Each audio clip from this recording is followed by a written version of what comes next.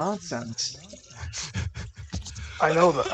I bet it does look like nonsense from the other side of the fucking window. But here's the thing, Arthur.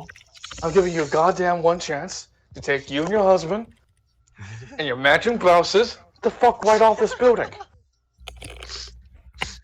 Both of them draw out. What's it called? No. What's it called? Nah. They draw this. Like they both draw these like circular tubes that they hold in their hands for a brief moment, and then it extends like a metal rod. But it just looks very unintimidating to you. Hi, Super Cubby. Hey, Super Cubby. It's like a police battalion. It's like an extendable police battalion. Yeah, an extendable Kaleidoscoping. Yeah. What the Look, well, I know the last goddamn time you had baseball bats. What, did you lose money or something? Did you steal your goddamn sister's kaleidoscopes or some bullshit? Quite the contrary. And then they both flick their wrists, and both of the metal batons light with electricity. Look, lads, I really don't want to fucking fight. I really Actually, when you look at them, you can tell that they wouldn't even give you a fight anyway. Even with that weapon, as you can presume, you can take them out pretty easily with your anima. One more goddamn warning. Fuck off. Arthur swings at you. Ooh. I'm not gonna make you roll. Yeah, I'm not gonna make you roll. So when it comes to fights with this, and this is a great chance for me to break the roleplay for 1 second to let all the other players and the viewers know, because the difference in between the strength of these two characters, I literally will not roll for Lance to do anything. Had he be somebody of equal strength or another anima user, then we would have an actual fight. But at this point, it's somebody who can't see Lance's anima. Within Lance's anima's range, this is just, you know, a formality. Anyway, Lance, Arthur lunges at you with his baton, electricity skirting through the air as he swings it down towards you.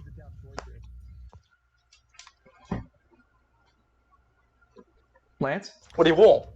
No, he doesn't roll anything. You tell me what you want to do. It's literally Lance summons up behind a gaunt walkabout, and instead of it, he uses it to grab it instead of his actual hands. Kind of like how Nero had the double trickle hand. So, as you grab it, I got to roll. You lose 3 AP as electricity courses through across the surface of God's rockabye and removes 3 AP from you. Lance is now glaring at him as he uses another AP to combine his power and his, strength to break the baton in his hands. Easily. In the hand, Easily. As you do so, the shattering of it makes you lose another 3 AP. You've lost 7 AP immediately. Damn. Yeah. Arthur looks at you, terrified. What the hell? I said, take your goddamn boyfriend and your goddamn wannabe. Lance takes the blow this time. Okay. You lose another 4 AP. This time, as you take the hit personally, I have to make the... Hold on. Where is your character sheet? I'm going to make a strength check. Because the course of electricity is pulsing through your body, and it's attempting to paralyze you. You will fail if you don't junction. I guess I got the junction. Now you're spent 8. Yep, you pass now. So the electricity current going through that electrical baton hits Lance in the side of his side of his abdomen, and it brought you down to your right knee. But using the strength of your anima, you pull yourself back up onto your feet. Hold on. Lance just wheels up his regular fist. Yeah, and with a satisfying crack noise, your fist sends the brown-haired guy across the room, crashing into this guy's closet, destroying every piece of it and sending clothes and whatever the fuck else was inside all across the room. As Arthur looks at the feet. What the hell happened to you, Lance? A very goddamn long month. Now, I was being the nice guy, goddammit, and you agitated me. He nervously backed away from Lance. Lance puts his hand right at the doorway, yes! Right at the doorway, and now you two gotta pay a fucking fee. Empty your goddamn pockets and your shoes, and then you can leave. Shoes, yeah. Give me Ruin your goddamn pockets. Come on, empty the goddamn pockets. Okay, so he complies and gives you his issue X-Law sneakers. Hey, it's the X-Laws with no fin. I stole it, damn. Guys, I think Lance should check their mouths for gold fillings. I mean, you joke. You also gain what's it called? 200 gold from this guy from Arthur's wallet. The unconscious. You're kind of carrying cheap. You're kind of carrying light over here, Arthur. I don't tend to carry much when I'm extorting. No. You're carrying light for me. You're getting off of a goddamn warning. Next time I see you, 1,000 in my goddamn hand, or your ass is going to be on that goddamn flagpole outside, upside down, hanging by your goddamn toes because you don't got shoes anymore. Arthur nervously. Stole his Timbs. Arthur nervous. He's nervous, but he has like that anime protagonist glare that even if he's getting his ass kicked, he's still glaring at you. Lance puts his hand around him, but you know, Arthur, buddy, we got a friendship going on between us, right? I got an idea. Because you didn't pay full price, I'm gonna let you still go. But you're taking the express, and Lance throws him out the window. There you go. It flies out the window. No, it's not like Lance just kind of tosses him out the window normally. No, Lance just kind of like both hands, ball throws him out. Yeah, that's what I'm saying. I know. You know how you throw bums? Yeah, and you hurl him far enough to crash him into your lawn, and he breaks through. Oh God! He breaks through your wooden fence. You bar toss him. Hey, fat ass McGee, are you up or you're awake or you're dead, fat ass? As you turn back to look at the other X-Law who broke the closet, he is clearly out of it. Lance would dig his hands through his pockets and take the shoes as well. So you take his shoes and you dig in his pocket, and you find no money, but you do find something a little bit more curious in his chest pocket. A note with it too. It is it's a perfectly cut, almost black, no, completely black in appearance orb. What the hell? As you pull it from the guy's pocket and the note, you read the note, and all it says is to return it back to what's it called? 1, get to this guy's house, get to this person's name, which is the person's apartment you're currently in.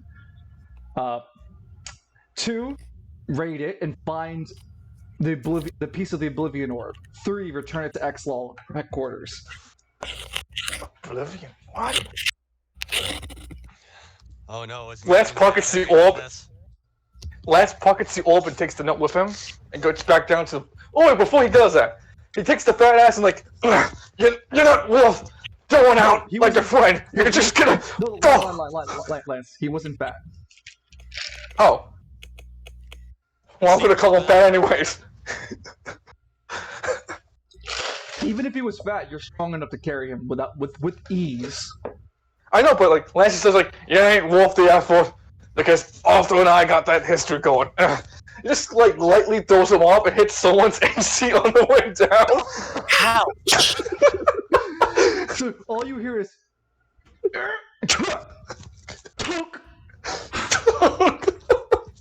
like a heavy thunk. And then you hear from the floor, "Really, Lance?" So, how do the X-Laws pay for it? So fuck. As Lance continues, as Lance, you finished your business and you begin to make your way down, you hear a voice come to you. Make us whole. Get out of here, Nicole. Black hole. And what? That's it. Make us whole. Black hole. What the hell? I ain't got no time for this bullshit. Oi, Anthony! You make your way Where's down. your goddamn boat? Anthony, where are you? Yeah, you make your way down to the first floor. You see Anthony.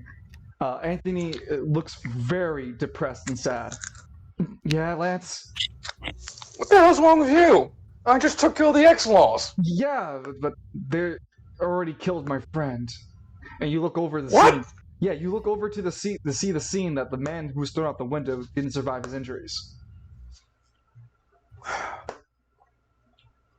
Ah, shit! I don't hope to God I didn't just accidentally kill those two as well. You can hear the groans. You can hear the groans of the X-Laws. Yep, they're most likely dead.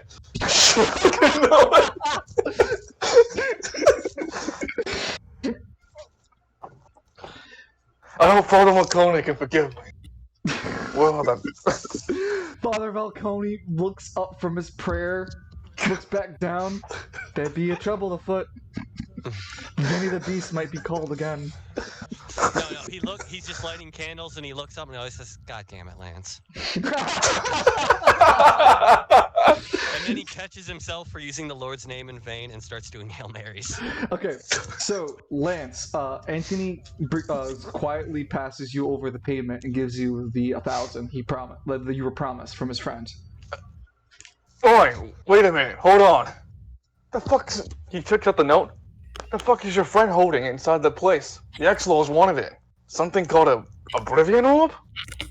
The man looks at you terrified. Look, man, I ain't got nothing to do with those X-Laws. Whatever you found in his room, you keep it to yourself. And he backs away from you. I didn't find Jack. I ain't stealing some goddamn dead man. You hear ambulances and the sounds of sirens coming around, that the police and the hospital. Yep. As Lance makes his way back to his place, which is across the street. So he picks up Arthur, dresses him up onto his back, takes out a convenient a stack of cardboard that has a hobo thing, puts it on his face. Help me! I need food. We'll dance. Yeah, you give it enough time to. You have enough time before the cops and the emergency response arrives, because let's be real, it's West Bay, so they're probably 30 minutes late to the event anyway. When they arrive, they see the one very injured man on your lawn, satired to be a homeless guy looking for handouts. Yeah. I don't know how he got there, officer. So, y'all want to do something about this vagrant? So yeah, you make sure you write in your. Oh, well, I have to write it in your character bio because you don't have access to your character sheet because you're not using the PC. But it's disagreeing with me. You are now in possession of a 1/3 fragment of the Oblivion Orb, and you also have you've made 1,200 gold. What? Oh yeah, the guy didn't have anything on him. Mm-hmm. Cheap bastard. That's why I threw him out so lazy. All right, and finally we reach Sunday. Alistair, thank you for your patience, my friend. It's okay. I'm having fun listening to what's going on. Yeah. So, Alistair, you were looking throughout this entire week. You spent most of your time viewing online articles and videos of different ways that, of different theoretical ways that one could perpetuate the usage of portal technology. And again, all theoretical. So, as you're watching it each day of the week, less and less of it seems to make sense to you. It's super tough and very hard to try to manifest these like complex ideas of theoretical dimensional warps, even with the power of your portals and opening them as examples. Your anima portal seems to be completely different from what theoretically portals should be in real life. You learn the following things innately about your portal. Your portal has the ability to transfer liquids, solids, even gases through it, as if, it's just a perfect gateway. The gateway itself doesn't seem to be spatially tethered to anything. When you have one portal open, you don't see anything else on the other end. So this leads you to believe that the portals only activate when you can only have 2 open. Maybe you have the ability to open 3 if you get strong enough, you theorize. Ooh. Finally, the last thing you kind of like these are just things you learn as you spend some time studying your anima. As far as like learning how to use it competitively, like using it as a combat stand, on your Sunday, as you're in the middle of your research, you live in the Hammer District, and we'll take this time to explain this to the audience that the Hammer District is this very small strip that exists on the north half of the spiral. This is the an Artesian street line where large buildings make a artificial cantaloupe of where all their connecting bridges of these low rises meet together. So it makes a artificial cantaloupe on the street floor while also making bridges that stretch across the city's rooftops and whatnot as another set of roads. So when you're in the Hammer District, there's the Upper Hammer District and the Lower Hammer District. The Lower Hammer District is on the street ground level, where the upper one is built by these large bridges that, again, make the cantaloupes for the Lower District. Our friend here, Alistair, is a student who is recently a student in one of the colleges here. What was the college that you signed up for? There are several different colleges for creativity, sciences, natural arts. It's kind of like literally colleges in real life, but the only difference is in the Hammer District is that these are for artisan purposes, so like wood crafting, metal crafting, potion crafting, etc. I see. So what kind of let's say that Alistair had just gone for a general applications for studying. He wasn't sure what he wanted to do at the current moment, but he knew he wanted to get enrolled, and because of his enrollment and his father having some level of prestige within the Hammers community already, you were given student lounging. And that is where our camera kind of panels back into. Alistair, you're in the Upper Hammer District, watching over Spiral City, able to see the spire itself from your window view. A breathtaking view, because every morning when the sun rises, it rises behind the spiral, but then it peeks out and then eventually comes out in fruition away from the spiral. And you've always admired the wonderful movement of the nature like that. As you're using you Google the equivalent of what Google would be in Spiral City, you hear a knocking on your door. You stand up, go over to the door, and approach the visitor, and you notice this visitor to be the dean, one of the deans that work in the area. He calls himself, layman's terms, the dean, and so people, no one really knows him by his full first name. He is a man who is around 5'9". He has a Caesar haircut. He's quite pale, and he's perpetually wearing a sports. Hello. Okay. Hey, did you hear anything I said? No, after you said Caesar haircut, you kind of cut out for some reason. Okay, no, I didn't go too far from there. But the dean has a Caesar haircut, and he's perpetually wearing a full body. What do you call those things? He has like a workout jacket and workout sweatpants. Oh, a tracksuit? Yeah, tracksuit. He perpetually wears a tracksuit. Is he a Slav? Does he squat everywhere? Anyway, so the dean knocks on your door. You open the door, you see him, and he goes, "Alistair, it's a pleasure to get a good chance to go, say hello to you and meet you.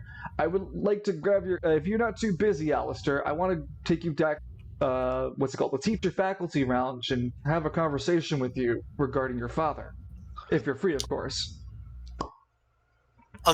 Nice to meet you, Dean. Sure. He smiles at you. "Wonderful. All right, come, follow me this way."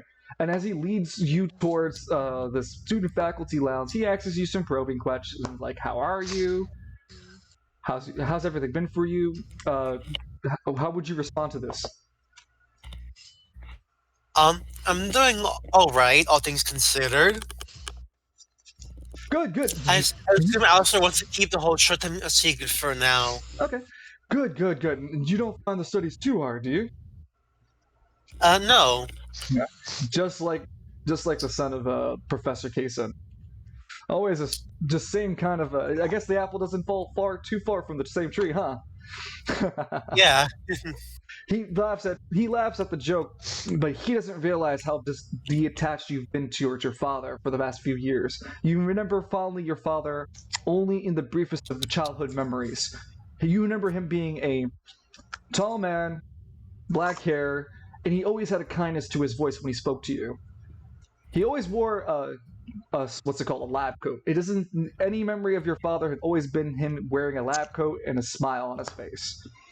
In the last few years, in the early years of your teenagehood, you didn't get a chance to spend time with your father as he went to Spiral City for further studies and research. And what you were never informed of, neither was your brother. And you came as soon as you could, as an adult, not only looking for answers about that, but also your heritage, your keepsake ring was stolen from you. The culprit who stole your ring fled to Spiral City. Yep, that sounds legit. Mm-hmm. As you continue to make your way to the faculty lounge in the back, you're greeted by several different other teachers and professors who kind of greet you and give you, a smile, ask you how you've been, and, pleasantries. Everyone's extraordinarily nice towards you, and it seems to be because your father has had some sort of renown around him, which doesn't surprise you a bit. As the dean takes you past the student faculty rounds, he leads you towards an area where professors have their own laboratories sometimes in the colleges, and your father was definitely one of those men who had his own his own study set up. As you both enter the study room, one, two, three. Yeah. So three corners of this entire room, three walls of this entire room are covered head to toe with shelves of books loaded, and there's a large mahogany table that sits cluttered. That sits cluttered with several different papers and pens, seemingly lost in a sea of knowledge and information that maybe even you probably won't be able to get through. You look in the back behind the desk, and you see a large diagram, which seems to be a schematic for something being created. The dean looks at you and goes, "I wanted to ask you a few questions of your father, seeing that he's gone missing for quite some time within the Hammer District. Do you happen to know where your father went?" Wait, what do you mean he's missing? And this is the first time I'm hearing of that. Well, he looks at you kind of discouraged. Now, to bring it up, he rubs his neck. "Well, your father was a leading roboticist in the Hammer District, and in the Hammer District's R&D department, and he has recently gone missing. I would say since the last month. He's just stopped showing up to work last month, and our attempts to reach out to your mother, to yourself, and to any other members we could, been fruitless." Why would that happen?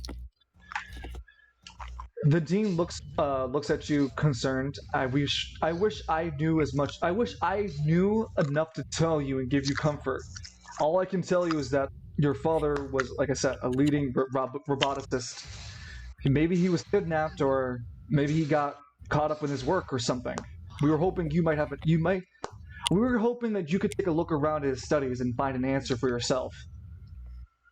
I know Dad loved his work, but he at least tells us, where he was when he was wrapped up in it. That we know he existed at some point. This does not sit right with me. Let's take a look. The dean offers you some time alone in the study, and he'll step out the room to give you privacy to look around. Now you're able to go probing in within Professor Kaysen's study. So you have the books across the shelves, you have the desk itself, and you have the schematics you saw on the far wall. Look at the schematics first. Yeah, so you make your way to the back far wall, and you see the schematics. With let's go ahead and make you an intelligence check. I know you have access to your character, so you can do it. Yep.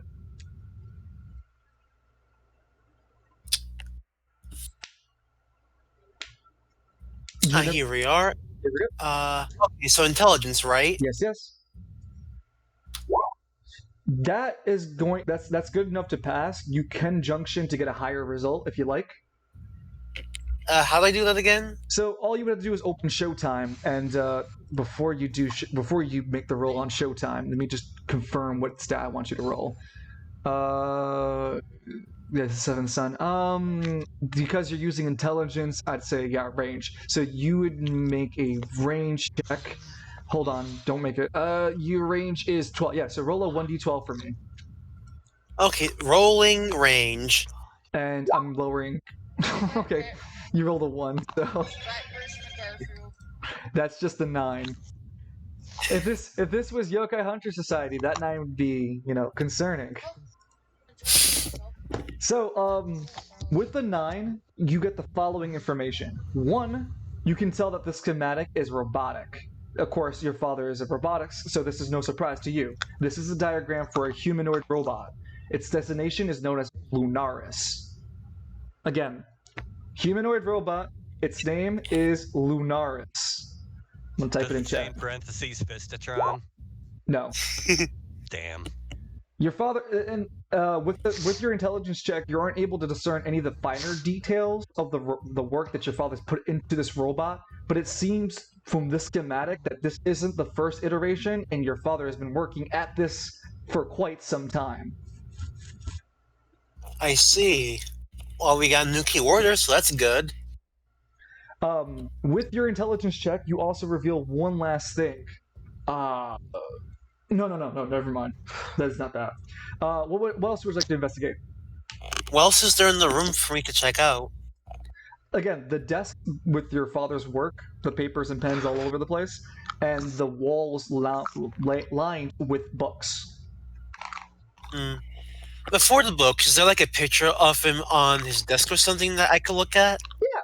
You walk over to your father's desk and check to see if your father has any memorabilia of you, himself, his family, and like a proud father, he has a picture of only you and your mother. Would you like to give a description of what your mother might look like, or would you want me to fill that? Yeah, you fill it. No worries. You take a good look at the picture, and it's of you and your mother at the tender age of 3. You remember fondly of the. It wasn't a farmhouse, but it was out of the city that your father rented for a summer house. And you, your mother, and him all 3 of you went to the summer house, and it was one of your fondest memories.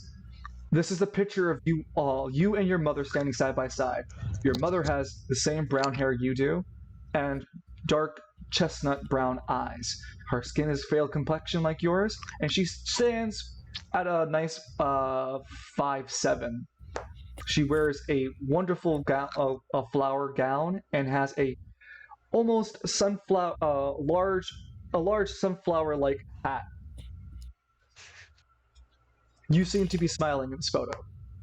Your father does not have a picture of himself on the count anywhere else. Well, this takes me back some time ago. I really remember this. Nothing I'm expecting to find here, though. Pretty nice, though. Well, so are we going to investigate the desk or the wall? What's on the wall again? No, sorry, not the wall. Sorry, the desk or the bookshelves. Let's look at the bookshelf. Okay. You look over the bookshelves, and with a quick scan on each wall, like you just kind of walk through like a library, just looking at names of stuff. Each of them are so it's weird. Your father has a weird collection of books. The books on the left wall, I'll designate as wall one. Wall one is loaded with that's what was it? Psychology lessons and Freudian things. It's the study of the mind, which is completely weird for a man who's obsessed with robotics. The second, the most forward wall, or I will deem it wall 2, has a wide range of books discerning different types of emotional behaviors due to prolonged periods of different types of stressors. These books cover a plethora of different emotional states, including PTSD, bipolar disorder, and several different a variety of different other ailments that affect people emotionally or mentally. And is there a third wall? Yeah, and finally, the third end of the wall. These books here. These books would be more mechanical in nature. These are what you would expect your father to carry, and these are more the mechanical novelettes that explain, different types of procedures and theories of different types of roboticists. Here's where you expect to see your father's real books and whatnot. None of the books seem to stand out as you look through everything.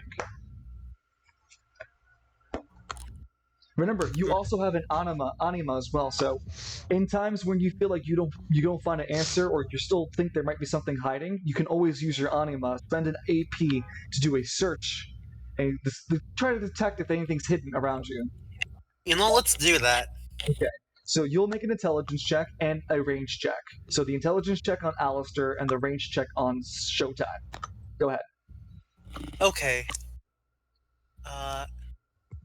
Intelligence. Okay. Yeah, I had to close the wrong window. Okay, no. So for Alistair rolling intelligence. Mm-hmm. There you go at the 7, and then you're gonna junction. So go ahead and roll your range, which is a 1d12.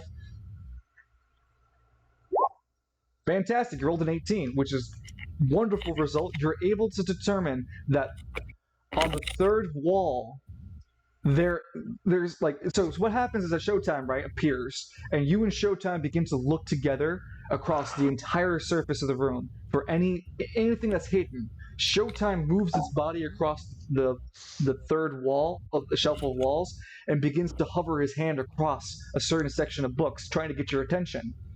As you walk over, you see a book that doesn't seem to actually fit in that spot, and pulling it out of its shelving, slide both halves of the library like a door, like an automatic door opening, and reveals a metal door in front of you. Oh shit! This metal door is adorned with several different what's it called? Imagery of hold on, where can I see that note? This door is adorned with several different motifs. On the very top end of it has several different clovers. On the bottom has diamonds crossed against it. In the very center of this door is a indentation where it seems something should be put into it. A circular item. Wait, this looks like, he looks at his hand, where his ring would have been. Yep, you put 2 and 2 together and realize that the ring can open this door.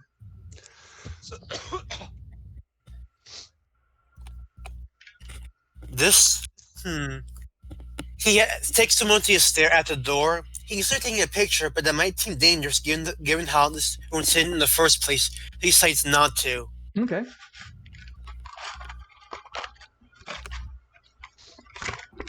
And he wants to wait to put it back to where it was, because, what if somebody outside heard something? Okay, so you put back the book, and the mechanical library shifts back into place. No one would be the wiser. Now you discovered that your father has a secret room in his own study. You know now that you can't open this door without the ring.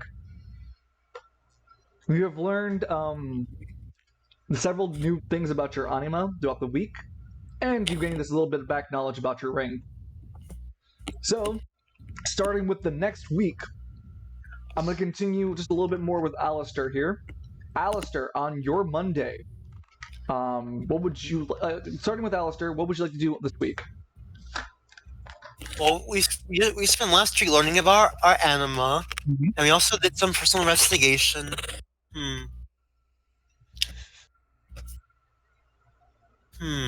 I wonder. He looking at his character sheet, he used to. Wait a minute, I'm looking at the wrong sheet. I'm looking at Showtime. No worries. Looking at his character sheet, he could stand to get a little stronger physically. So maybe he's looking for Lance and wants to train with him or something. I don't know. I'll see how Ryan feels about it. I don't think so. When it comes to raising your stats, those usually just come because you level up. I couldn't really. Oh right. Yeah, I couldn't really. That's on you. And then okay. And then number 2, Alistair. I don't know if you and Lance shared personal information where. Well, actually, no, you were brought over to where Lance lives, so you know where Lance lives. Never mind. That being the case. The only thing I'll say, Alistair, is to consider what your character would most likely want to do. Okay. Do you, with this information about your ring, knowing that with that ring, when you finally get it, you can get even more information about what your father's doing, like that robot he's building, and why those books in his library, and why does he have a secret door. In that case, I got a different idea then. What's up? Let's call on Detective Steiner, because he wants to help me find the ring, so maybe he'll need to look information. Gotcha. Lance, second week. What do you want to do? Like the start of the second week, he wants to call Steiner for legal aid, and then the rest of it continue doing small time gig to get cash. Okay. I love how Steiner is just like, yep, today's the day. Everyone's calling me. Then your weekend goes into the celebration of the birth of the Cobra Khan. Next week this is the next week. What do you like to do? Crime. Okay, you can't be that big. All right, they're gonna go out and start tagging. We're our new emblem. Okay. I was gonna say, like, just rob gas stations.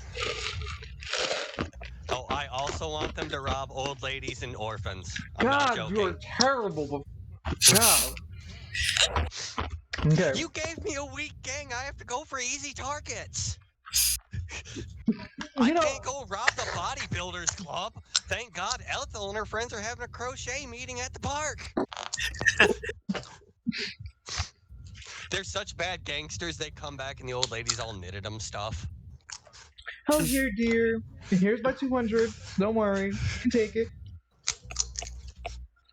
Little do they know that the old lady gang just grew the mobile. Yeah, no, the old lady gang just rolls us. Game Night says, what are the orphans going to do, though? Cry to their parents? Yeah, exactly. It's a victimless crime. Okay, so I'm going to have... Gotta grind chaos, man. Gotta grind that XP. Gotta grind that chaos. I feel you. So first D6 goes to Alistair. I rolled another 6 for Alistair. Lance. I have to reroll Lance. I have to reroll both of you, so... And then Ben. Huh? Wow. I kind of just want to stop playing now. I'm not gonna lie. What happened? Look at the chat. Oh, sorry, you can't see it. I rolled 3 6s. Woof. Amazing. I just kind of want to stop. I don't know. Lion, what do you think? Dude, sometimes God's like, yeah. Sometimes God gives you a message. No, I think that's saying Falcone needs to step in. That's what it is. We need Jesus back in here. You know, Need some Jesus? let's take a moment. I want to actually take a moment, just like a 2-minute or 3-minute break, and just ask you guys, how are you feeling about the session so far? I know it's more RP heavy. I'm glad I was able to clutch it out and get a gang. I did have a speech prepared, but the moment never came. Sorry about that. No, it's fine.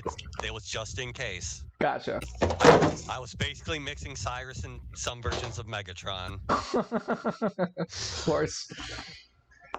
I got some of those references, but I don't know why. How are you feeling, Line? Man, the place I live is more of a shithole than I realized. Because like the outside of the building is like looks like, you know, bullshit, while the inside is like really beautiful. No. The inside is kept well. It's not beautiful. There's a difference between beauty, aesthetically being beautiful, and being clean and cleansed. There's big differences. Yeah, it's just like utilitarian clean. Mm-hmm. Like Soviet clean. And do you feel comfortable with everything that happened with Alistair, Abe? Yeah. Nothing too confusing? So when are we going to find out it's a sex bot? Never. It's not. Can you fuck it? No! You God! can't. You can't. Yeah, can you fuck it? No! You can't! Well, then what? What's the point?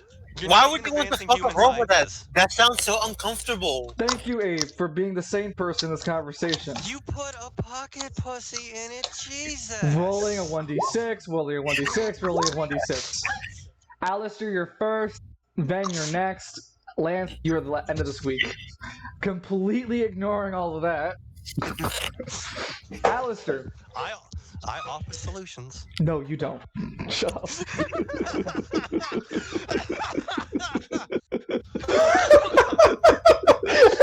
just starts getting aggressive with the coughing.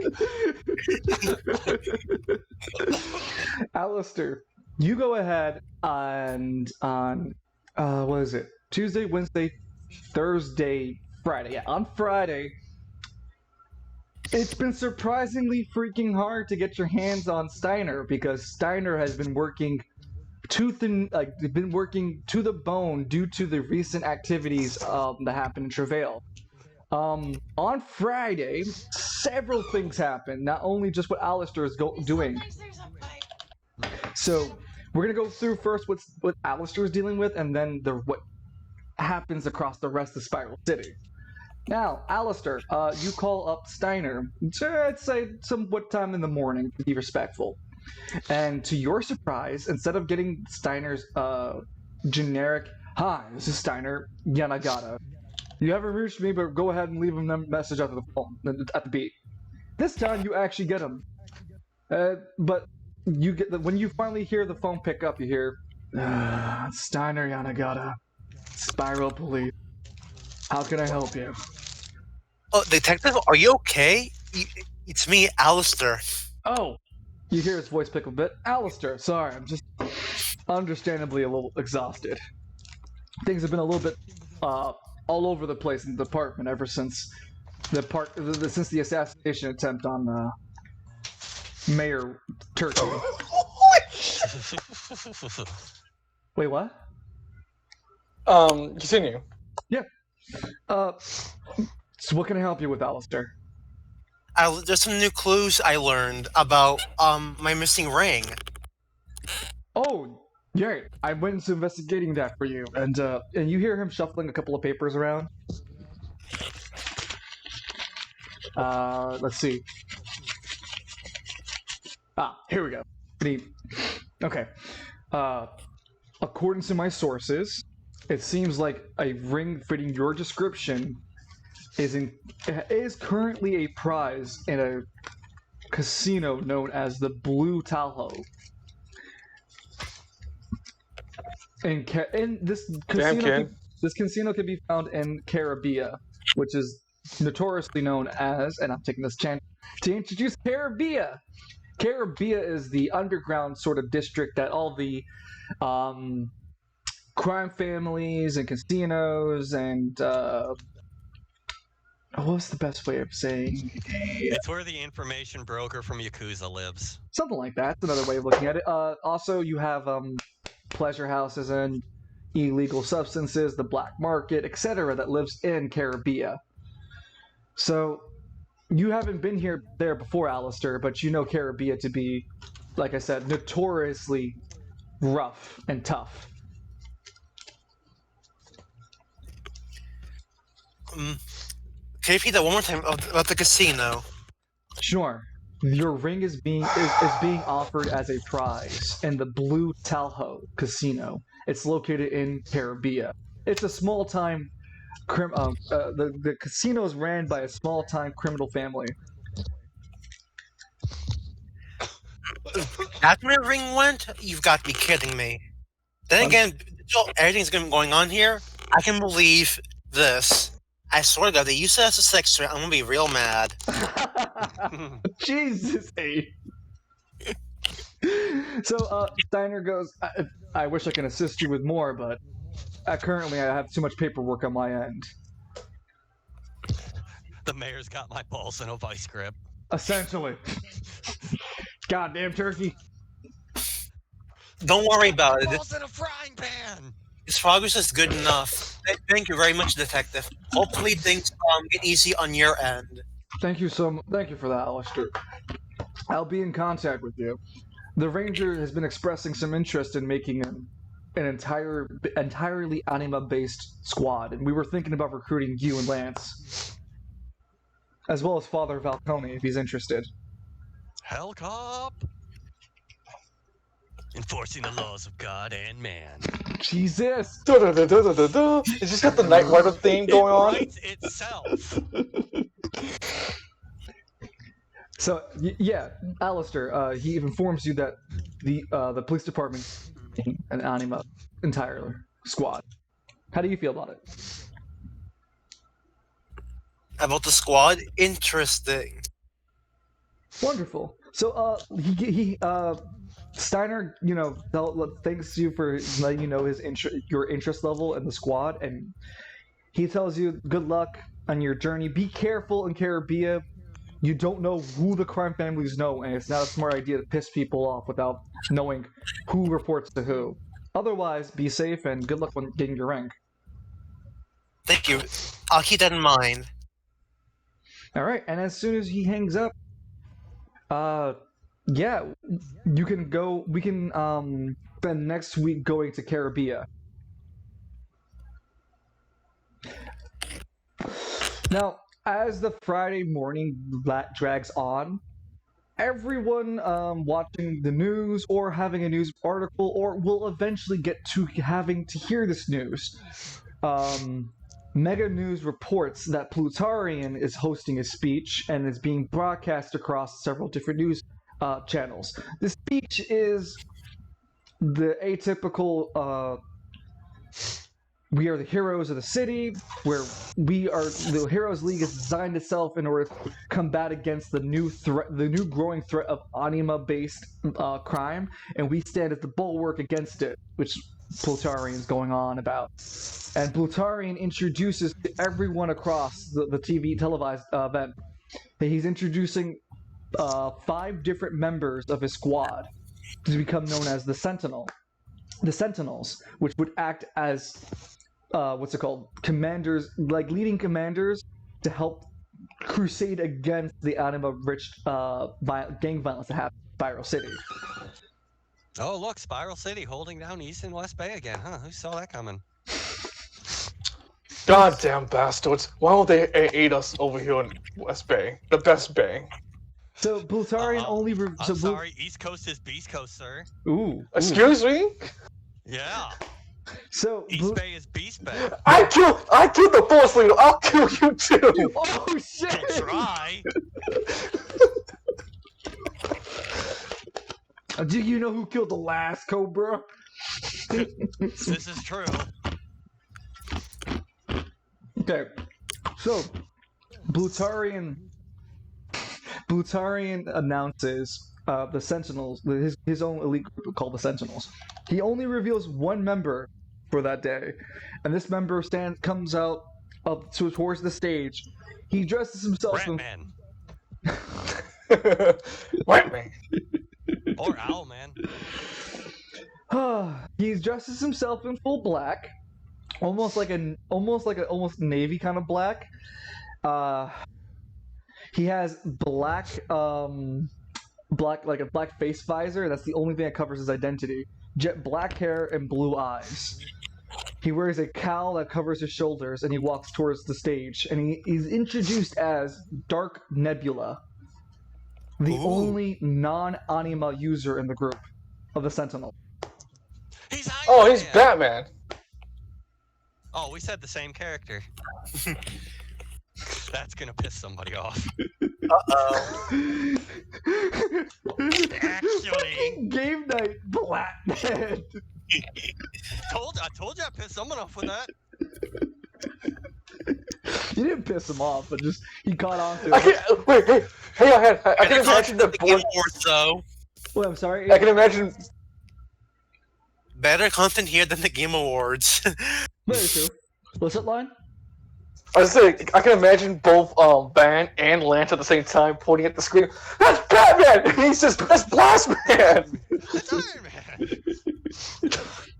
So yeah, there's a little. So as Dark Nebula gets introduced and Plutarian announces that he is a non-anima user, the crowd gets a little bit confused. Plutarian reinforces that Dark Nebula is a a strong enough fighter to prove himself worthy to be part of the Sentinels, and he has even beaten Plutarian in a competition of like strength. Dark Nebula takes to the stage and announces, "Any of those who wish to challenge me and my reputation can feel free to do so. Anima user or not, if you break the law, I'll break your spine." Oh, damn. So the crowd kind of stays quiet for a bit, being reassured that that Plutarian picked the right man. Plutarian walks up and begins to fill the crowd again with that positive enthusiasm about the success that will come with the Sentinels and the Heroes League, imploring all good-hearted and justice-seeking anima users to join the Heroes League as soon as they can. And that's the end of the broadcast. So your characters, in one way or another, will get that information that Plutarian's creating the Sentinels. Nice name. Thank you. How would each of your What characters... a goddamn stupid... Yeah. Lance would see it only as like, oh, look at that, the goddamn witch is having their own private security force. What's gonna happen to West Bay? Okay. Oh, don't worry. West Bay will be under new management soon. Don't worry about it. Ha. It's fine. And East Bay's gonna lose its formal management! Alright. Let's go down to Saturday with Ven. Ven, you've been planning a series of like different types of crimes to conduct throughout the week, but different nefarious like undermining issues have been occurring, like people just getting sick off the taco they ate on Taco Tuesday. Someone thought it was supposed to be... This is why it should be Taco Thursday. Someone thought it was supposed to be 12 p.m., not 12 a.m. Those kind of hijinks get in the way of you actually running this gang efficiently. But Ven quietly ponders if the former gang leader let himself be killed. Let's take a flashback to him before his death. no, he Did was he fighting. lean into that punch? No, you can. He was fighting for that punch. He was fighting to not die to that punch. But I digress. Saturday finally comes up. Everyone's fully there, fully attentive. No one's missing. All 5 members stand present. In fact, H brought a beat down hunchback car that you guys can use as a getaway vehicle. It doesn't go fast. Wait. A hatchback? Yep, a hatchback.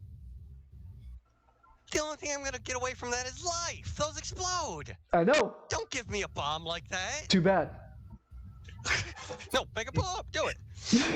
Well, all right. I see what H has done, and I'm gonna walk over to. I'm gonna walk over to the wall, and each gang member's name is on the wall, and he gets a little gold star by his name. He's trying. What's it called? Claps. Positive reinforcement's important in the job environment. So, I'm just looking at Hatchback real quick. So, the gang is wondering what you brought them all together on Saturday for. It's a game night. Oh, that's a good question. You said you're gonna commit crimes. What Well, kind yeah, of... I didn't have a big one planned out, though. Oh! Racketeering, there we go. Huh? I'm sorry? Racketeering. Okay, so if you Offering did... protection. So let's do it like this instead. I got a better idea. You can do one of the two of the... You can do two of the following. Or three of the following. One, do a low-profile crime. It will only generate, I'd say, 1 chaos, and it'll also net you 200 gold. It's just thievery. You can assign what's it called? A moderately difficult task where you'll get 5 chaos and 500 gold, which is like a group. It's like robbing someone of notable status. And then the third one is an extremely risky play. You get a 10 chaos or more, but it's something like robbing a bank, robbing a store, being really brazen about it. What would robbing an armed van be? Like the ones for a bank? Yeah. Yeah, I'd say a moderately tough task. So you get 5 chaos for it. All right, the plan is we're gonna hit a bank truck, and we still got the other van, right? The shot-up one with all the air holes. Oh yeah, the speed holes. That goes even better. As you spent your time with the gang, you would have learned the following about that van throughout your weeks here. That van ain't going nowhere. It was shot and barely made it to the warehouse. It somehow made it. It's put so many holes, it's not going anywhere. It needs at least 50,000 G's to fix. Did I say 50 G's? Hold on. Oh no, that Wait. thing lives there now. It's a mascot. Sorry, 30K for the car to get working, and it's 50K for the military-grade turret to be fixed. Ugh.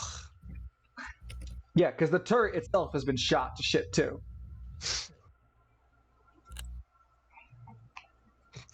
That's why H bought the hatchback. So I have 6 people in a hatchback. Yep. I brought my dad's stanza. That's his voice now, by the way. Oh, my dad's gonna kill me. I still had 3 payments. Hold on. Okay, let me see if I can do that. Oh no, my dad's gonna kill me. I still have 3 payments left on it. Uh-oh. There's a weird thing I'm doing with the back of my throat to get that kind of voice. Oh, you're doing it on the back of your throat like that? There oh, you go, no. there you go. Yeah, I got you. Thank you. Oh no. So, boss, boss, what are we gonna do, boss? I brought my dad's hatchback. It can only fit 4 people. And it gets 60 miles to the gallon. Jesus. All right. You want a crime? I will give you a crime. We're gonna rob the orphanage and puppy center. Oh my god. We are stealing puppies. Heinous. Oh man. Okay, first of all, we'll have to figure out where you're gonna fucking steal this from. So, there's gonna be a huge map of Spiral City set across you by Ava, who looks at you very concerned, like, I don't know why we're robbing puppies. What can we do with those? What can't we do with those? Shut up, Danny, it's not you. And stop giving ideas. Well, obviously, we scalp the puppies, not literally. We sell them at a discount and keep all the profit. Hold on, let me get their name correct. Smithers. Wait, so hold on. Walter raises his hand. Could I get one for my daughter? Yes, you can keep one for your daughter. Yeah. Well done! All you get one puppy. Only one! I swear to God! You take 2, I will kill you! I appreciate the jump in line. Just let them get it. Sorry. Oh no, I love it. If they want to like sound off as the random henchman and it's funny, yeah. Oh yeah, sure. Because that's a lot. That's a lot of people for you to do, man. That's a fair point. I appreciate that sort of that. Yeah, if you Abe or Danny, if you either you two want to voice the other henchman in the background, And we get the dog parading the voice. His name is Ben. I could call them the Venchmen. I'm done with this. So no, you're not. You love it. So you want it directly in your veins. So where are you going to choose to attack? You have many different districts to choose from. There's Travail, the upper sanctum, the lower sanctum, the lower spiral, the upper spiral. You have Caribbean. You have East Bay itself, the Hammer district, the Market district. You can go to West Bay.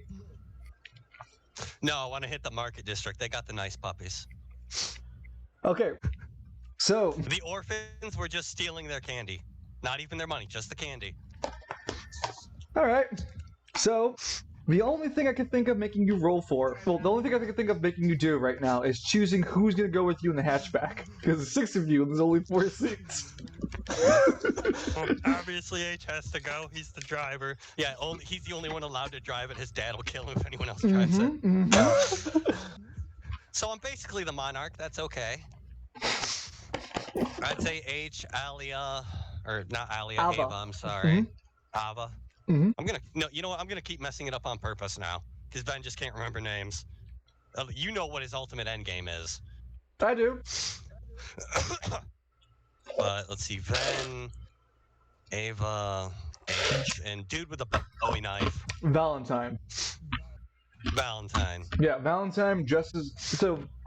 So let me get a better description of Ava for you.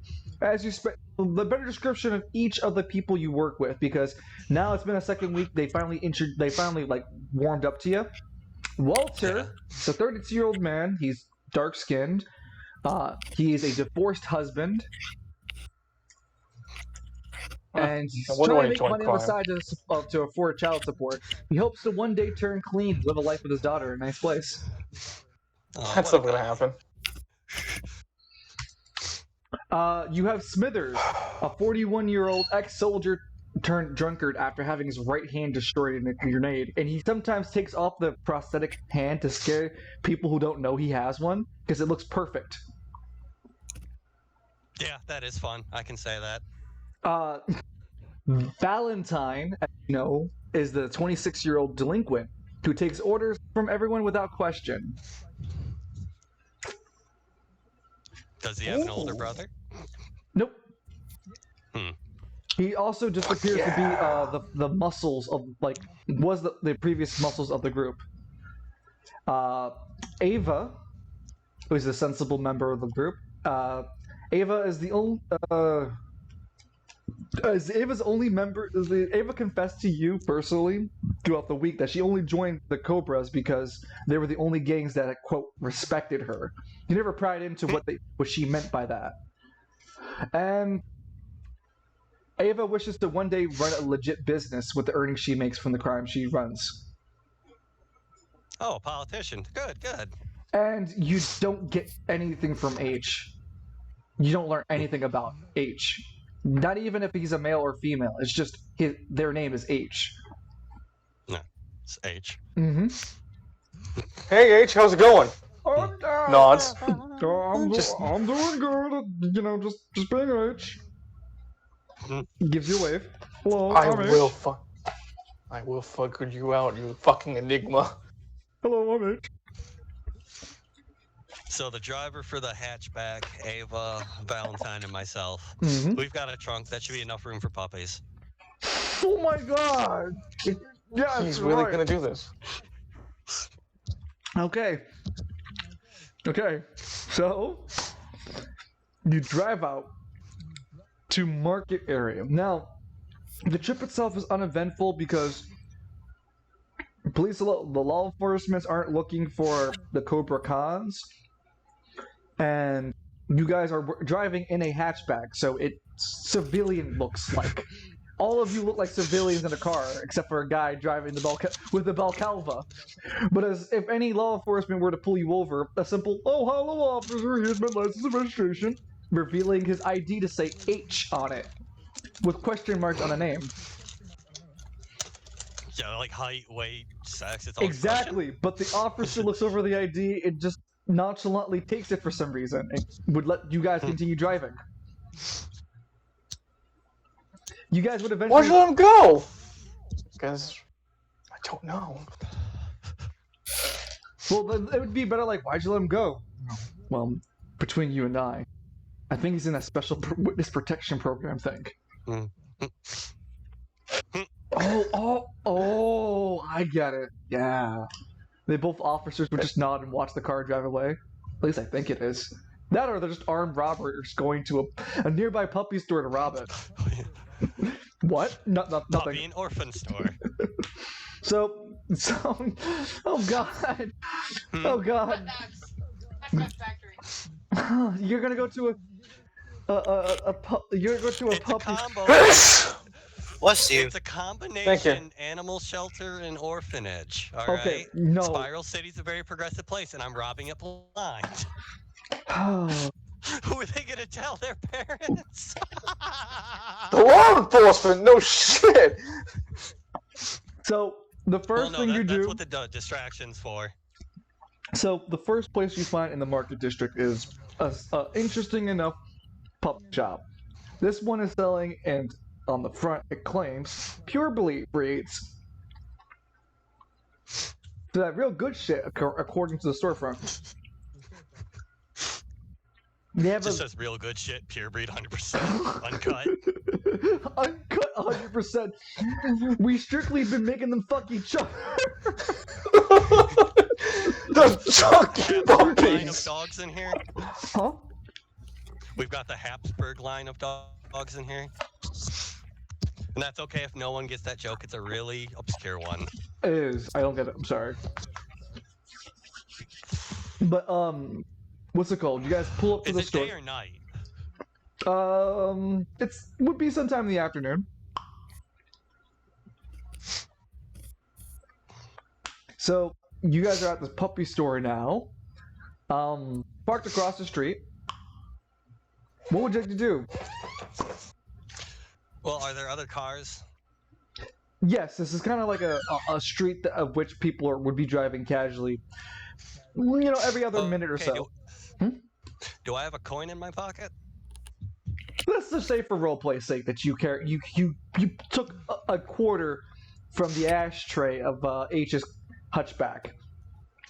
All right, I want to walk up to the most expensive looking car I can see. That's a reasonable distance. I would say down the block, the down the edge to the so. This puppy store is on the edge of the very end of a block. You go to the other half of the block, and you find a very nice parked, I'd say a Subaru. Yeah. It's just parked on the other street, so it's literally down a block, but not too far from you. Okay, I'd like to walk up to it, Mhm. open the door on the gas tank, Sure. take the coin, and imbue it with kinetic energy, but not set it off. Cool. So Ben walks up with a almost lanky walk that he has, casually pops open the tank. As a car drives past, it doesn't seem to stop to care what you're doing, assuming you might be the owner. With Seven's son, its hand pulls open the lock mechanism for the gas, and you just casually flick the coin into the well and close. All right, just walk back to the puppy shop then, or the puppy orphanage. Cool. So when you walk out of the range, the coin is still inside the car, but you can't activate it. You have to return it's not back. in range? You have to stay. Yeah, you have to stay within range. It's not that close to the store.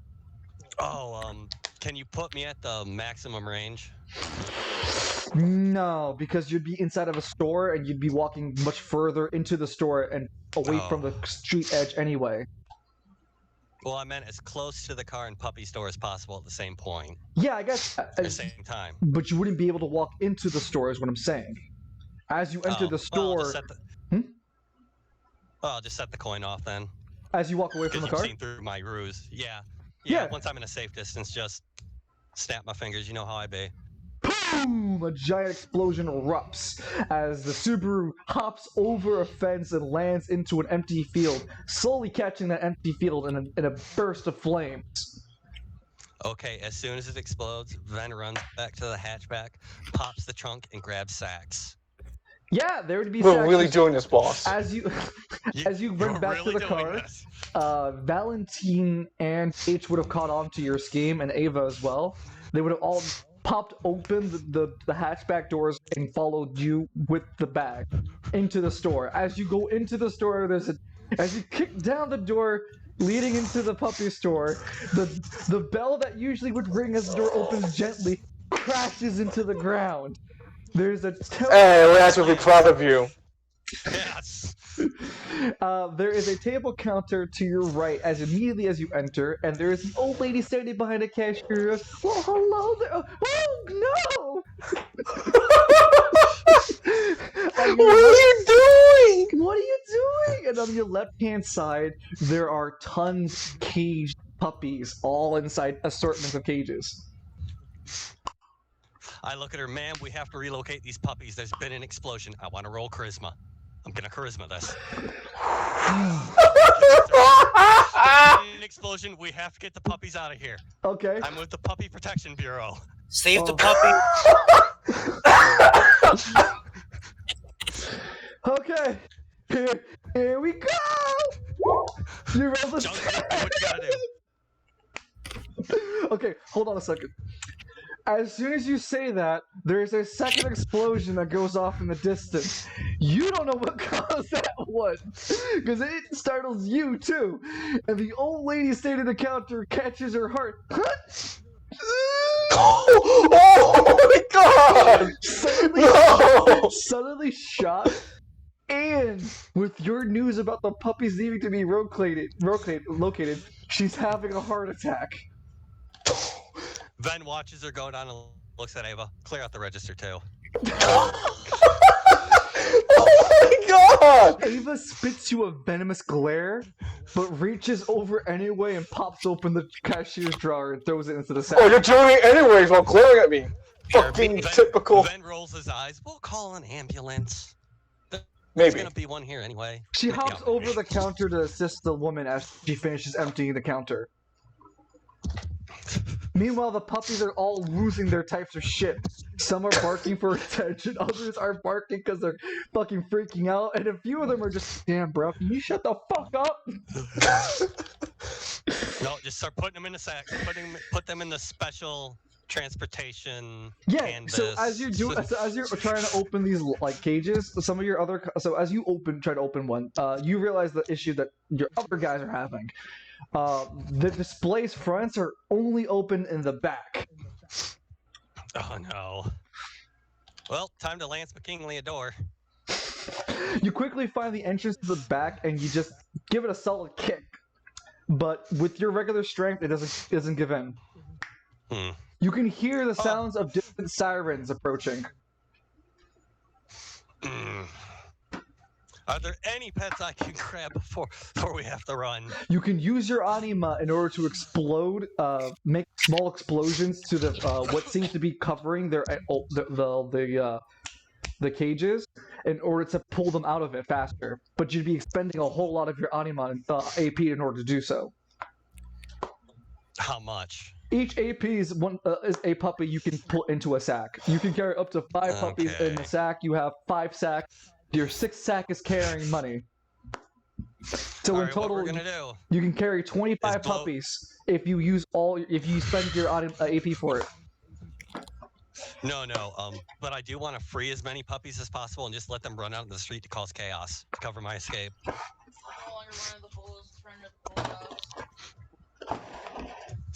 Why do I exist? Am I a fucking goat to you? A fucking car explosion and now a puppy stampede. What is next? What is next for Van? Okay, so how much AP are you spending? You spent 1 AP to I know you spent AP before. Spend 8. Huh? That should leave me with 3, I think. No, you regenerate every day. Oh, did I? So you went from spend 10. Yeah, you're to 9. Yeah, you're down to 10. Yeah. So what are you doing?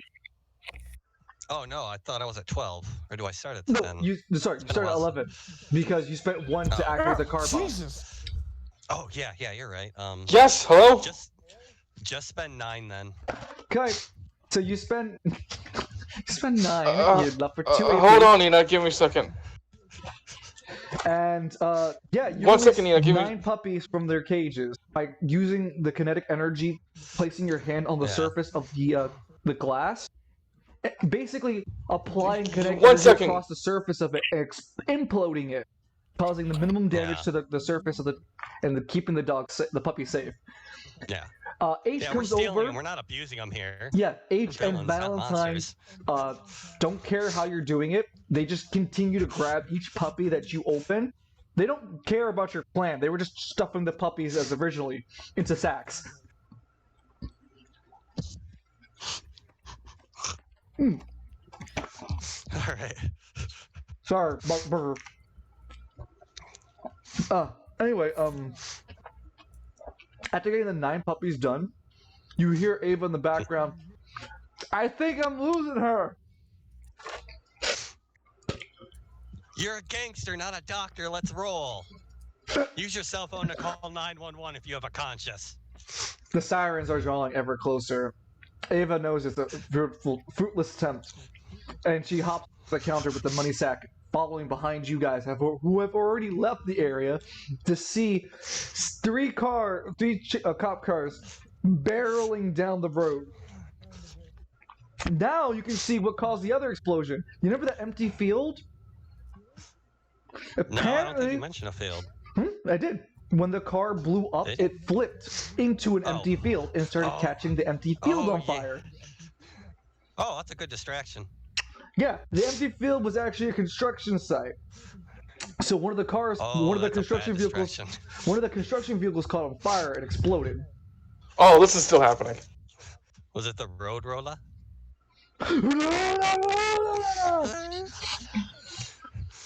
Alright, but since everybody seems distracted by that burning construction site, I'm gonna load up the loot in the gang and get the fuck out of here. Mm-hmm. And with that, you guys generate 15 chaos. You're down to negative 35 chaos. You've successfully robbed 9 luxury puppies. I entirely expect you to keep it in your notes, and by next session, they either have names or you sold them. Well, no, I'm gonna take them to Spiral City and upcharge and sell them. Yeah, people looking for those. All right, we'll see. Hey man, no, it's Ben. He opens his trench coat. You want a puppy? Oh my and they're just puppies hanging there in little harnesses. I got huskies. I got Dalmatians. I got what you want, brother. You're terrible, man. Jeez. You love it. So Alistair went, Ven went. As you guys are driving back, the camera focuses back on Lance on Sunday. Lance, you're looking at your morning cereal, forlorn. You tried desperately to reach back to Steiner Zenigata, but that dude is super busy. Your court date's closer. And you're just not, and the small time gigs you've run, they've only gave you 250 more gold throughout your whole week. Small errand for people, fighting people. You only made 250 gold this week. Man, you should rob pet stores. It's a lot of. How much did I get for robbing that pet store from like the cash drawer? Oh, we'll talk about that when we. Filled money. Yeah, I know. We'll talk about that when we get back. to your character. That's just kind of like, this In fucking week. In total, you have 1,450 gold. Ooh. This can't get any fucking worse for Lance. But he looks at the door. I'm just waiting for the damn door to open now. The door opens. And he... As Lance says that, his spoon and cereal bowl both break in half. Break right in half. What the hell? The whole apartment breaks in half. No, but damn it! No, but what's it called, Lance? As you say that someone will come to your door just about to knock on it. Literally, someone does come up to knock on it. Come in! It's a fucking open door policy. You can... Any goddamn idiot can enter now. Then they knock again on the door. Oh, for fuck's sake. Is it one of those doors that has the eye hole in it? No, you don't. Lance doesn't believe in being that kind of pussy. He opens the door full man. That sounds about goddamn right. Punch one through it. Yeah, right? He just fucking punched the fucking eye hole. Boom! What is it? Just respect your fucking doors. Anyway, opens the door. Can I help you? Welcome to the family, son. Get punched in the face. Welcome to the family, son.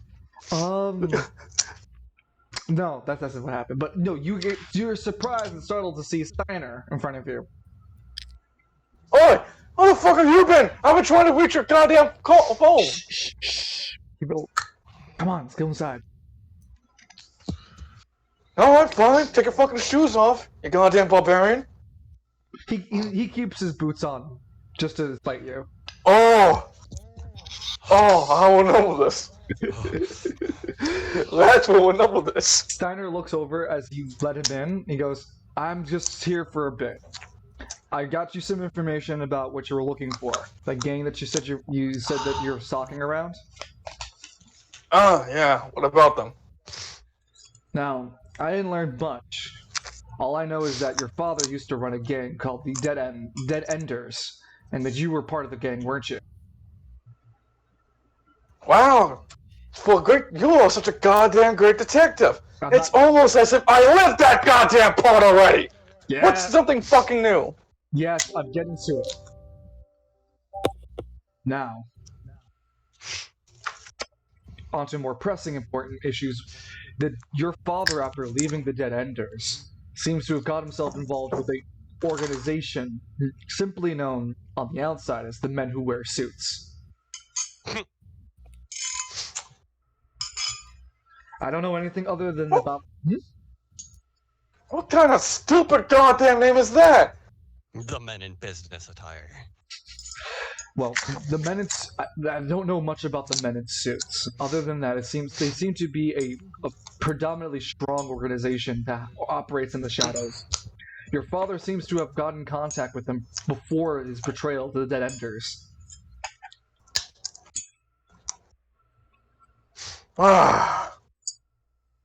This all stinks of goddamn the Tower Spiral bullshit.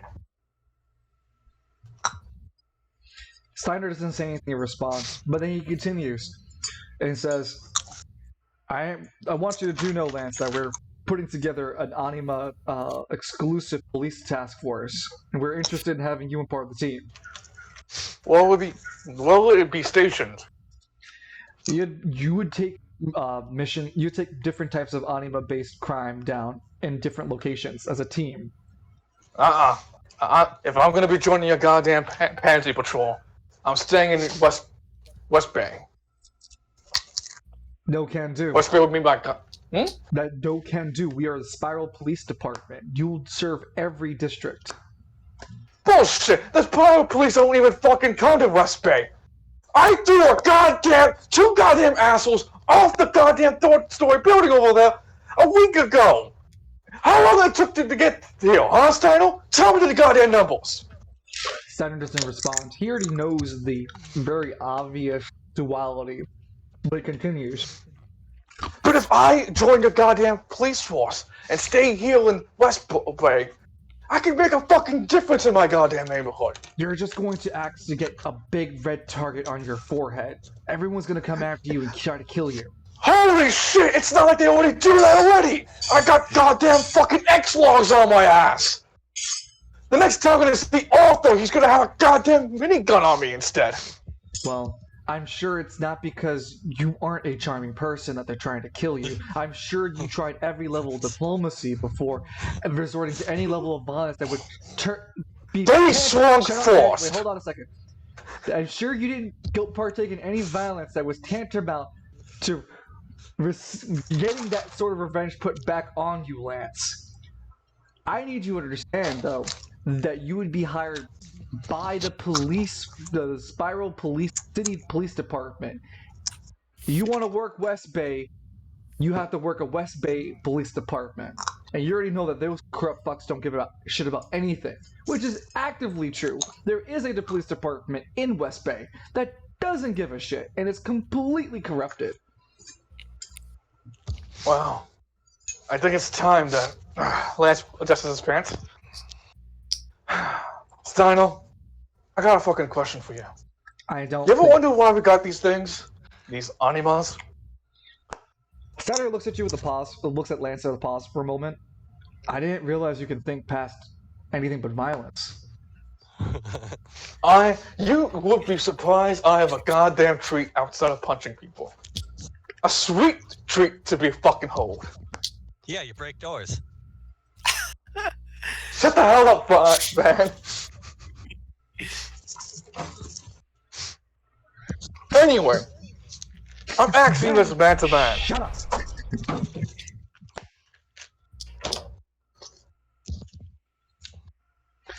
So, what are you asking him? I'm sorry? Why do you think you got your anima? Oh, Why the hell did you... he thinks for a moment, taking your question seriously now, and goes, I believe my anima was given to me in order to help prevent crime in Spiral City.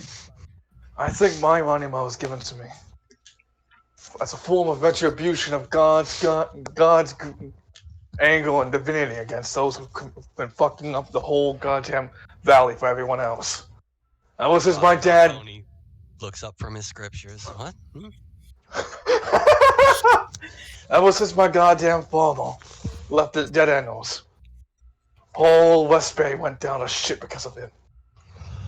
And I have not been able to fucking rest a day in my night, wondering if Dad didn't leave, would the whole place be still as well as it was back when I was growing? Sadly, Ma didn't raise me to be that little bitch of a man. Only action and compassion makes this goddamn world go round. You want me to join your police force? Fine. But before I even do that, I'm going to do one last thing as a citizen. I'm going to go straight to the West Bay Police Department and take out all the corrupted bastards there. He grabs... You gonna join me? Steiner grabs your shoulder. That's probably not a smart move. Even if Let's it's... not tell the cop we're gonna go assault other cops. 1. 2, let's just focus on Spiral City. I can't just focus on just Spiral City when everyone wants to ignore West Bay. Even you are! Steiner gives an exasperated sigh. Look, and it's not like we're trying to avoid it. It's just... He looks out your broken window. I don't have to say much, but you know the state of the neighborhood you live in. You don't think I want to try to fix the damn place? I'm trying to live out here. I'm trying to say, what I'm trying to imply is that you help yourself grow, and you come back when you are strong enough to do something different here. Alright, but what if I forget myself, huh? I lose who I was. I forget fucking West Bay, just like every other goddamn cunt who left. Huh? It's not like you can forget West Bay. It's still in Spiral City. He gives you a wink. Lance is glaring at that wink. Yeah, I know. He rolls his eyes. Come on. Lighten up a bit. Sorry, You'll have a solid job. You can afford to move somewhere nice into a better neighborhood. 100 bits, Tiny Pig, with that salt. He says, "Yo, thank you for the bits." So generous. I'm so happy. But yeah, Steiner realizes the conversation isn't going too far with Lance. He reaffirms himself and goes, "Will you join the Spiral City Police Department or no?" Not as an official member, like a special Anima task force, right? Yes. Lance kind of looks at his hands. You don't have to commit to anything just yet. We'll get more information and paperwork signed up for it. I just need to gauge your interest. Maybe. Think about it this way. You can break all the doors you want and just charge the city for it. Oh, that reminds me. I got a court case coming up, and I need your testimony. For what? They're trying to pin the whole goddamn... I broke everything in the bank because the wobbles happened. Well, I did watch the security footage and saw you rip the doors off. That was self-defense. Look, the doors or whatever. They're trying to pin the whole damage of the place on me. Steiner gives you a weird look and go, "What do you want me to do about that?" So you think my testimony is going to make a difference in court against the Gambino brothers? Yes, because I'm actually trying to do this legally to win a court case. Because if I go my way, the brothers are going to be in the hospital. Steiner's like, okay, I get it. You know, you don't have to strong arm me into every situation so no one gets hurt. Now, I'll look at... You're the only line of defense for those innocent people. I'm gonna help you work on getting some evidence. I'll go to the bank and see I can't get any footage of just you tearing the door off. And that should be just enough to keep you from paying only the door repair. Do me a favor, Lance. Steiner looks at you. He pokes your chest and stop causing trouble. The X-Laws were hustling down on innocent people. Causing trouble. He repeats himself. Oh, hey, before you go, he takes up the abbreviation, the fragment, the one-third fragment of the abbreviation. You have any fucking idea what the hell this shit is? As you take it out, you've spent some time with it throughout the week. I want to ask you a question. Would you have been trying to, like, mess with it, touch it? Would you have been trying to do anything with it throughout the week? I mean, like, Lance will kind of, like, look at it, like, if he can expect it. If he doesn't get any kind of result from that, he probably would have goes his Anima to punch it into the wall. Cool. So, to see if it's adorable. Cool. So, the first instance is you looking at it. It is a dark sea of blackness. It's darker than any darkness you've ever seen. It's advanced Blacker darkness. than the blackest black. Yes, advanced Times darkness. infinity. Advanced darkness. And it just seems like once you look into it, it's like a sea of that darkness, and you can almost feel yourself lost in it, like just simply staring. Imprisoning me, all that I see, absolute darkness. As you summon, what's it called? God's Rockabye to punch it. The fragment of Oblivion Orb that you're carrying resonates with the Anima power. Huh. You would have learned throughout the week, at least, with a small encounter, not when you're talking with Steiner, but before you talk to Steiner, you would have found out this piece of Oblivion Orb has residual Anima energy within it. I think it's some kind of Anima or some shit. Why don't you try using your Malkari? Is it? He looks at you with a stern look. Alexandria. Yeah, use Alexandra on it. Steiner looks at the orb, looks back at you. Where'd you get it? It was on one of the X-Laws. It also had something about the X-Laws hunting down other pieces of it.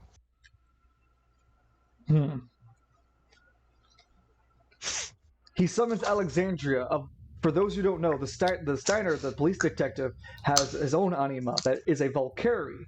And from the Valkyrie, the Valkyrie appears behind him on his right shoulder, and with the Valkyrie's right hand extends from the palm like Scorpion, a chain that goes and wraps around the black orb. it seems to have no effect, as it doesn't do anything. The orb itself still emanates with anima power, despite despite Alexandria's power. Steiner looks confused. Huh. That's weird. It's still emanating anima power. Oi. He returns back Steiner. to anima. Something's with the X-Laws. These bastards are hunting down this Oblivion Orb bullshit. You said that already, and yes, I know. I understand. I need to go talk to the leader. That would be the wisest move. You mind tagging along? I have too They're many. gonna probably fight me. Well, you're good for a fight by yourself, aren't you? I'm kind of busy. How about I don't want to fight, Dad? How would I just want you to help me with negotiations and talk about what the fuck's going on, Dad? I have too many other things to do, son. Like the rest of the internal police department bureaucracy that deals with in Spiral City. Oh, you're no fucking fun. Stay safe, Lance, Steiner says as he walks out the door. He leaves the Oblivion Orb in your care. And this is where we're going to kind of round off our session because we're now reaching our 3-hour mark, and that's where we're going to end the session for today. Halfway through the month of May. How do you guys feel with the end? The whole roleplay? How do you guys feel about the whole thing? I tried to be Megatron and I became the Monarch. Not that that's bad, but I really appreciate you guys going along with the puppy heist. Wait, did I forget? No, I forgot Alistair. I'm sorry, Alistair. We can't wrap up just yet. Oh. Yeah, I forgot Alistair. Yeah, I went through Lance. Did I? No, did I go through everyone correctly? Yeah, me first, and then you went to vending. Okay, Yeah. great. Sorry, I'm just making sure I didn't forget you, buddy. That's all. Thank you for double checking, letting me know. Yeah. So how did you feel, Alistair? This was interesting. I always wondered how a role-playing game like this would work when there's no combat involved, and there I got my answer. Was it fun for you? Yeah. It was interesting how you have all these scenarios planned out, just in case which one the player makes. It's a lot of background work, I promise you. And yeah, it's also that I thankfully I know you guys well enough, and I can craft something that fits each of your characters pretty well. And I'm happy that you enjoyed. Did you enjoy the roleplay scenes that you had? Yeah. Well, that's the best sign for me as a dungeon master. And plus, the backstory, has been kind of been like an open book, literally, because I haven't really developed my OCs enough, so I'm like, you know what, basic information, let's play with it. Yeah, I figured that was kind of the case that you wanted to go with, since you and I haven't had full conversations about your character. I figured I'd take some of the light liberties in making some character story and background for you, and let you naturally explore those things as almost like a character who has amnesia and is slowly remembering each part until they're back to this normal state where you know now everything that you need to know in order to continue running around Spiral City with a real good objective, which is where you are now. Now you have an idea of you have an objective, which is get through Ring, to open a door to figure out more things about what your father's been doing. Yeah. And besides, if Capcom can have multiple versions of Mega Man and multiple versions of Alistair, so why not? There you go. See. And how did you feel, Lance? Damn, it sucks being forced to. Sucks being forced to, deal with fucking bureaucracy all of a sudden. Because I thought that everything was hashed out for me saving the damn bank. You thought that they wouldn't care about the door. You thought wrong. Subvert expectations.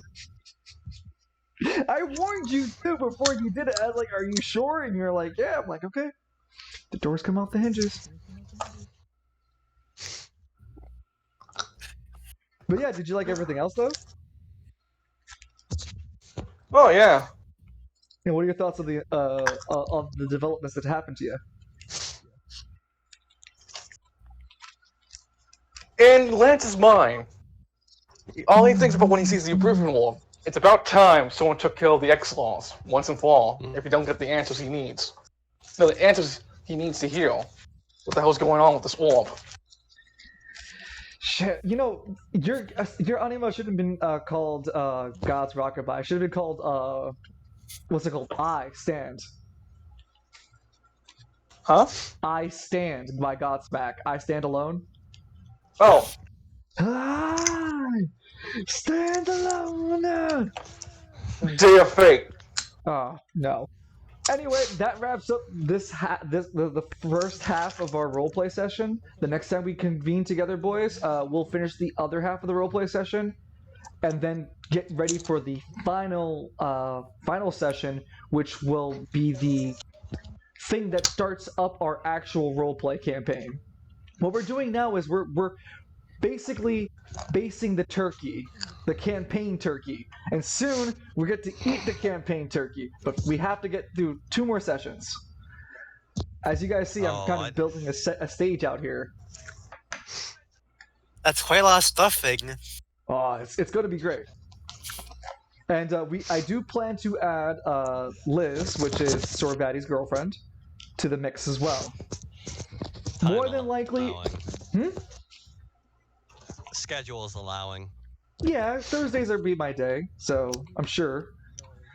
And I think she might be introduced either at the final session, not the next roleplay session, but the final session before the campaign, or the first session for the campaign.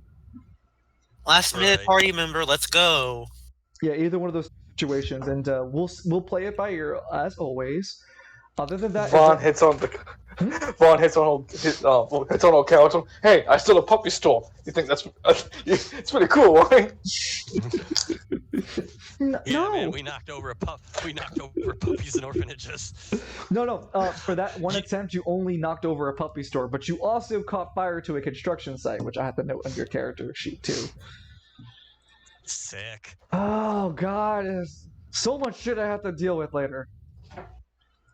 Okay, so... Hey, the original idea was I was going to rob an old folks' home. No, I mean... Next week, you're right, next. Of course, right? You gotta keep grinding that chaos, man. I've played World of Warcraft, I know this game. If you guys don't have anything extra, I mean, at this point, the session has ended. Thank you so much for stopping by. I'm going to write some more notes and then get myself ready to start Cyberpunk 2077. So I'm going to stay in chat for a little bit more and then start Cyberpunk 2077. Otherwise, thank you guys for stopping by. I know,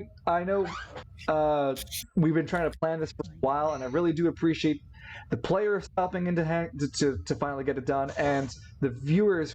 We've been constantly at 5. Who's been enthralled in watching our roleplay and enjoying it. I really do appreciate all of you in the chat. Thank you so much.